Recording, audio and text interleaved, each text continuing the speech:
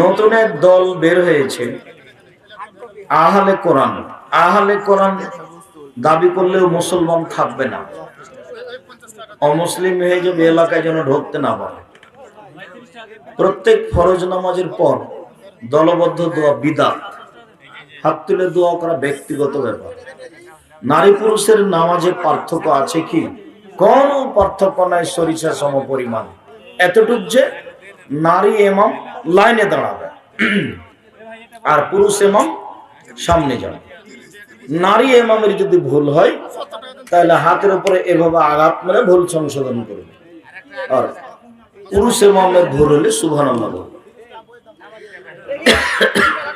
জানাজার নামাজের সূরা ফাতিহা ছাড়া হবে কি?